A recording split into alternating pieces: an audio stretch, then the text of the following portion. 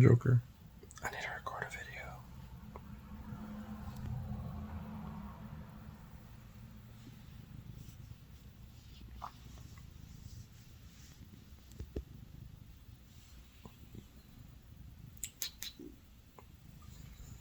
A slide.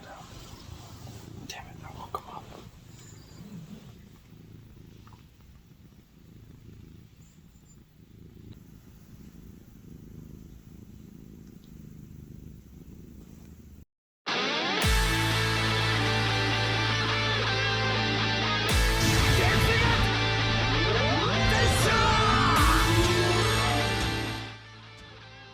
Alright, so since there's like so many characters coming out, I wanted to just watch everything and then make my video after. That way we can get like I can get a better understanding, and that way this video isn't dragged out and as long as it was before. It came out to like 25 minutes, and that's mainly because my cats are going crazy, but I mean, it is what it is. So either way, let's just get right into it. Epic 7 update. There's a lot of stuff coming to Epic 7, which is really freaking dope.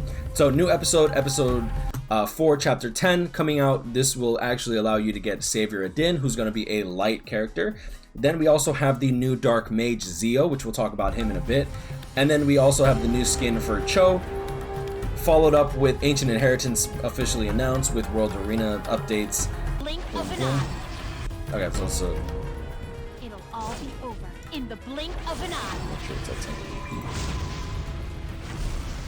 Her S3 looks really good. She actually looks genuinely really good. I'm actually really excited for this. This actually will probably get me to finally do episode 4. So her new artifact is actually going to increase her evasion by 20%, which we'll get into her skill tree. She'll actually have a total evasion rate of 70%, which is absolutely insane. If the caster is at an elemental advantage, increases damage dealt by 25%. So she's going to be a light character.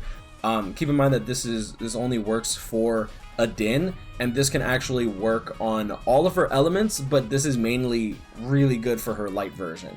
Increases damage dealt by 25% if she's at an elemental advantage, which is light to dark. So she's kind of like a little Queen Charlotte with 70% evasion, and her specialty change actually gives her even more damage against dark enemies, which is really cool. The skill effect of this artifact does not increase when enhanced. Okay, and then Zio. I am the rightful ruler of this land. Kneel before me. Dude, him engulfing the wall just looks so good.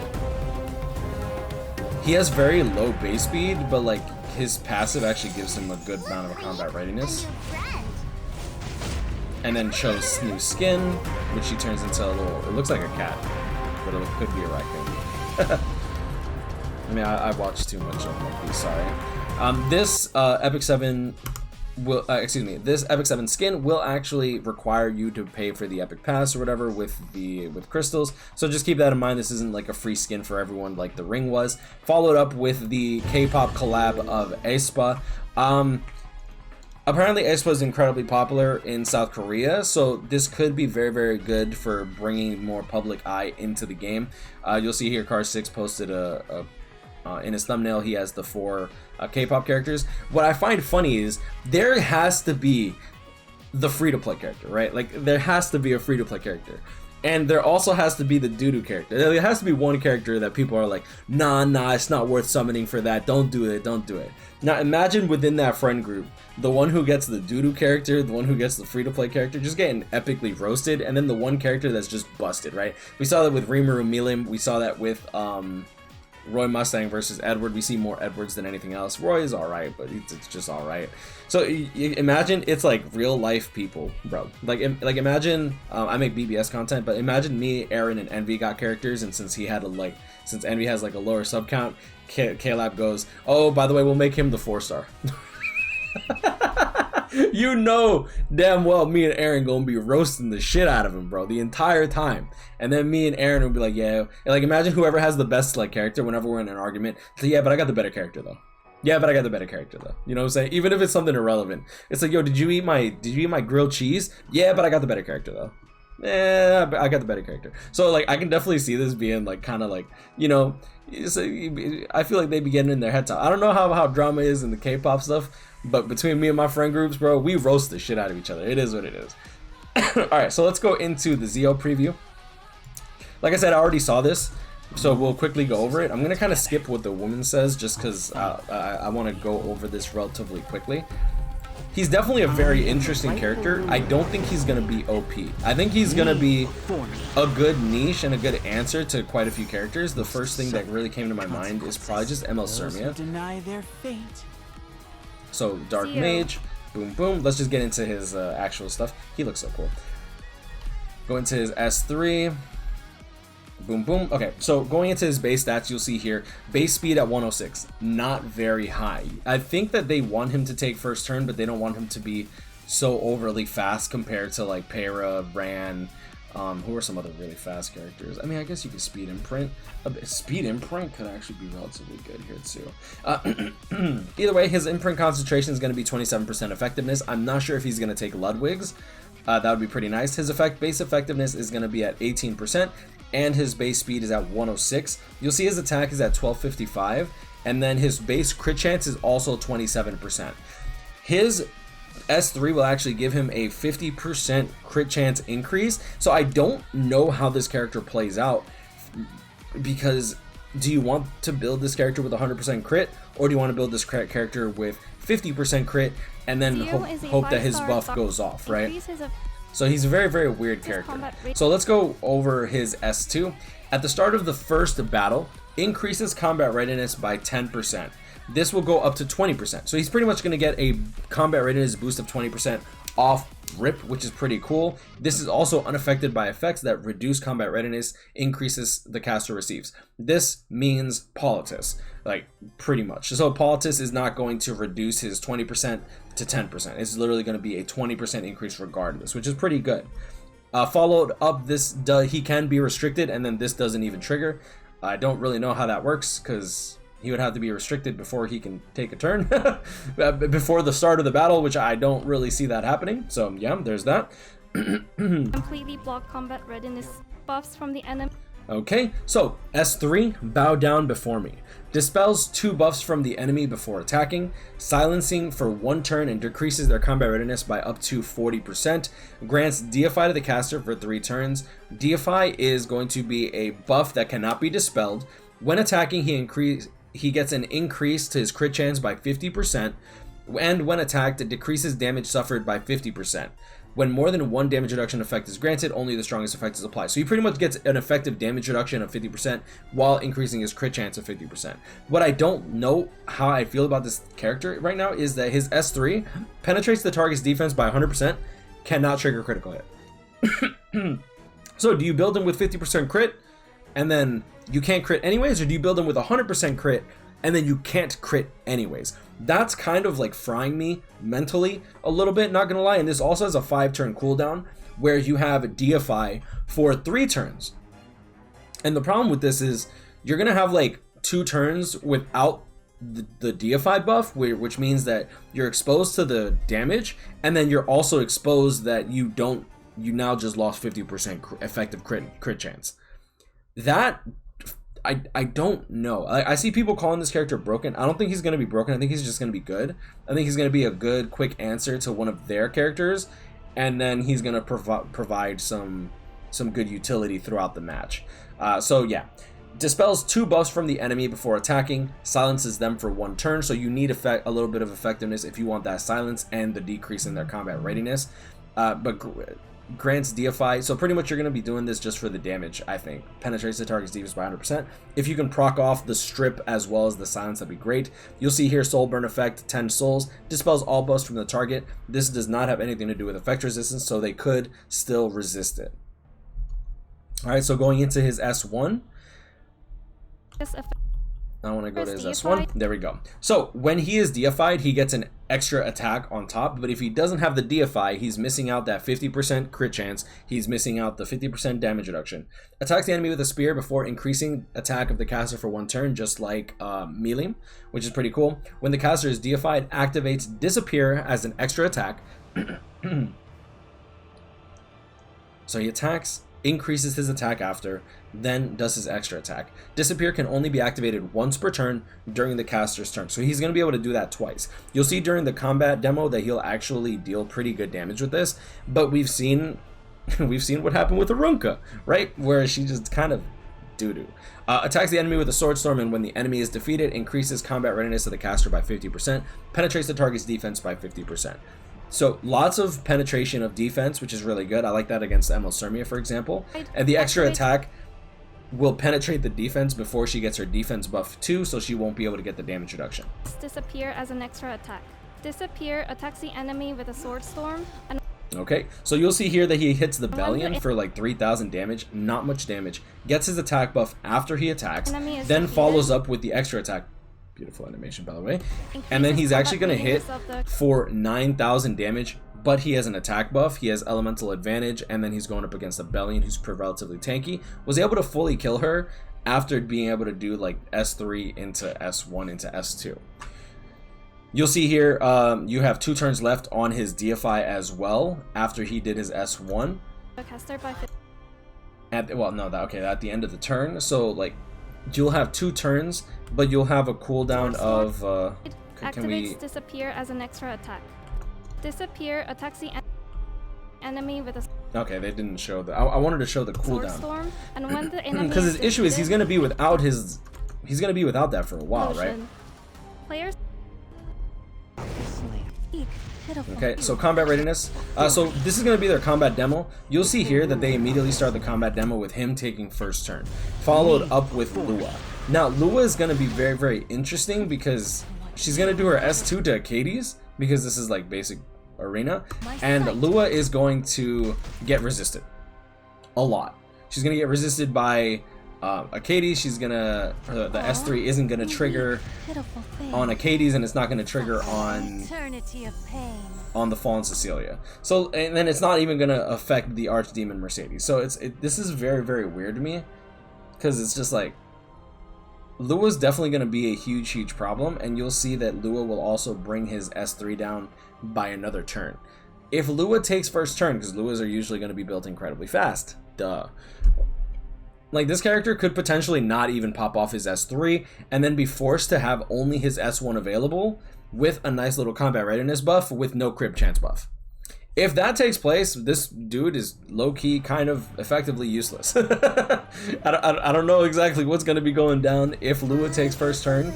So you need to build him fast in order to actually like do anything, and then you also need him to deal a lot of damage. I feel like this character is going to be incredibly hard to gear.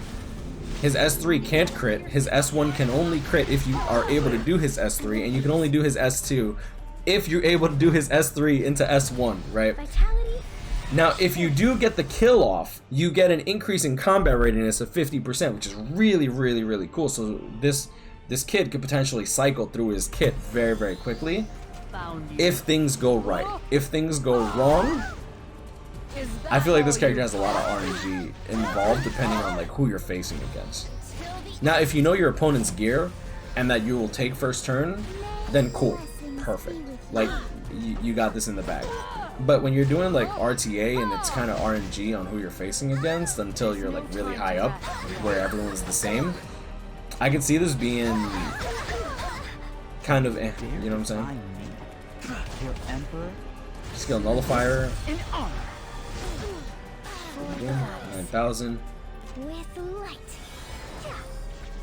But yeah, that's pretty much Zio in a nutshell. I don't want to drag this video longer than it needs to be. Like, we're already at 13-minute marks, which is not good. All right, so let's do Adin. I actually really like Adin a lot. Adin is so good. I think she's so good. Maybe I'm just overthinking things. We still have hope. She kind of reminds me of Mursa. I forget Adin, the light character. To fight. Okay, so Savior Adin, 111 speed, crit chance 23%, attack 1081, kind of low. But you're gonna have her. Do you have her SSS? I don't even know. I don't even think I worked on my Adin, so I have no idea how dupes work for this character. I'm not gonna lie, my bad. Okay, so S3 attacks the enemy with a powerful blow. So this is going to be a single target, grants invincibility to all allies, except for herself, penetrates target's defense by 50%. That way they're inclined to actually try to target her, which is pretty cool. Invincibility is going to last for one turn, penetrates the target's defense by 50%. Smite of Salvation. What I like is that you see... her attack. Did they show how hard she hits? Against the be over. No, they didn't show how hard she hits. And I can want to increase show her that attack. S3. And can Oh, there we go. power of the Good. target ability to ult by 50%, except Yeah, for the there we go. caster for 1 turn. Penetrates the target's defense by 50%. Look at that. Able to deal 20,000 damage to the fallen CC. That is with C. Lilius's defense buff, right? Because, you know, I mean, I get you penetrate target defense by 50%, but that's still with C. Lilius defense buff, right? So that's still slightly higher defense on the fallen CC. Damn. I'm not gonna lie, that's really good. I like that is also with an attack buff, so I mean that there's that too. Like 50%. Skill still, 2. I think it's really good damage. Like being able to hit some like a tanky unit like that for 20,000, and the fallen CC was clearly Penetrates like built to target's tank as defense well. by 50%. How much health is that? That fallen CC is probably at like 26,000 HP. Skill 2. So skill 2 increases evasion by 35%, goes up to 50%, and keep in mind that with her artifact, that's going to go up to 70%. Really, really nice. If she evades, counterattacks with Blade Gust, which is an AoE that dispels 1 buff. So if you want to have a little bit of effectiveness, you could actually start stripping buffs as well. Power of the 4 seasons. Can only be The activated evasion once every increases 2 up turns. to 50%, and after with a Blade Gust, dispelling 1 I buff. really like this. Blade This Gust. looks so cool. At- AoE, Attacks all Blade enemies Gust. with a Blade Gust, dispelling 1 buff. Skill 1.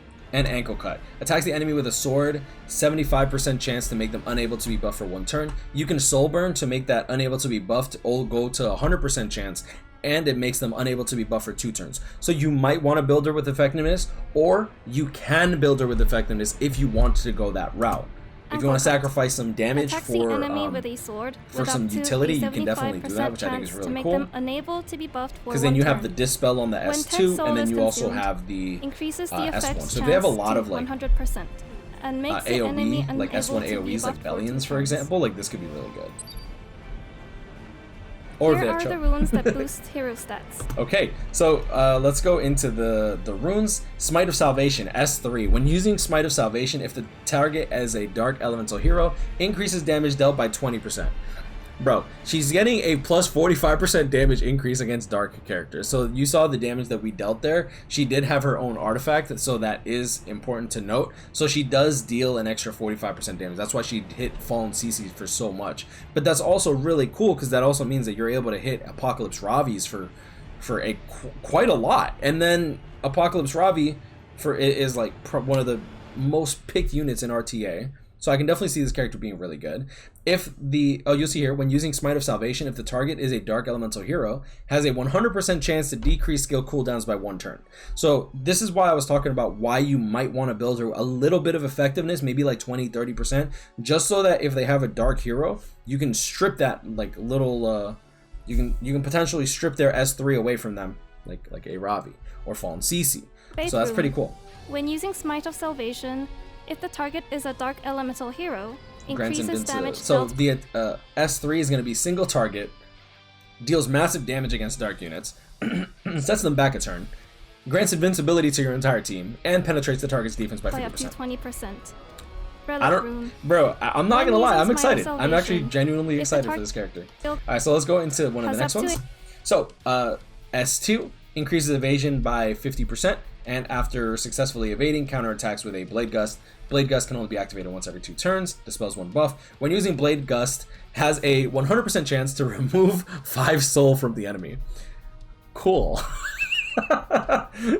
When using Blade Gust, has a 100% chance to increase the attack of the caster for 2 turns. So if they take first turn, they miss her, and then she attacks. She gives herself an attack buff. She strips them of 5 soul. She dispels the 1 buff. And she gets attack up by 2 turns. That's pretty good. 100% chance to remove 5 soul from the enemy. Fruition rune, for 2 turns. I like this character. Wedge rune. Here you see here her S1 has a 75% chance to make them unable to be buffed. When using Ankle Cut, has a 100% chance to recover 20% of damage dealt. So she's gonna have a little bit of self healing as well, which is pretty good. And then we already talked about the Sword of Cycling, where it's increased evasion, increased damage dealt by 25% if you're at elemental advantage. And that's really cool because 20% evasion is kind of nice. It's like a little mini Moonlight Dreamblade. But having elemental advantage across all the elements, she's literally the Avatar, bro. Like, she gets plus 25% against like Rimaru's. If she's fire, she gets plus 25% against Lua. Fuck Lua. Alright, and yeah, I don't know. I think she's really cool. We'll see. Damage dealt. Is it, and then do we just straight up go to combat demo? And then complete. Give all that you have for the glory of Harlan. I'll make you kneel before me. Love Warhorn. Oh, is this gonna miss into counter? Oh, that's funny. Power of the Seasons. Gets rid of the skill nullifier. Did she push anyone back a turn?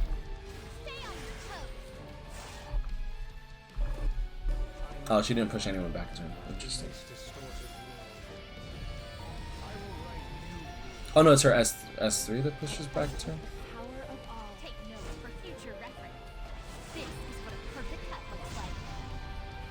So cool. Excalibur! I like how they're trying to show off Arunka like she's good. Let's send it now. I'll remove any trace of you.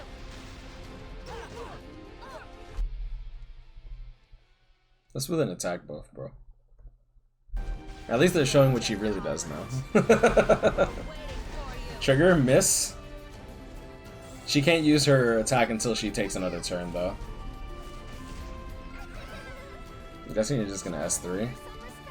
Yeah. Yeah, strip that crit resistance.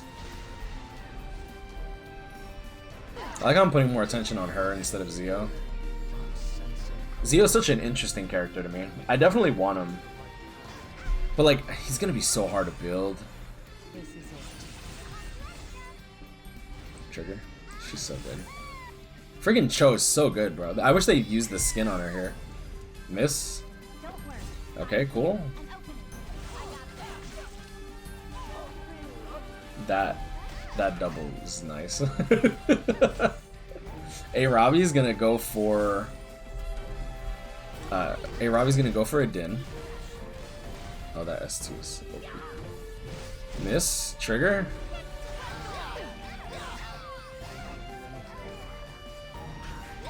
Yeah, she just looks really, really good. But anyways, I'm gonna leave it at that because this video has already definitely dragged on longer than I wanted it to. Apologize for that. I'm just really, really happy. Like, dude, Epic 7 is just killing it. I'm busy. I'm excited. Are you excited? I hope you're as excited as I am. Now that Bleach Brave Souls has been kind of going really slowly lately, I've been kind of just more excited for Epic 7. I'm hoping that BBS can pick up now that 1000 Year Blood War's up, but I feel like they're kind of just slacking. We still don't have an announcement on a Bankai live stream for the end of the month. Maybe they'll try to announce that after mid-month comes out, so that way they can try to get people to spend orbs. But we'll see exactly what goes down.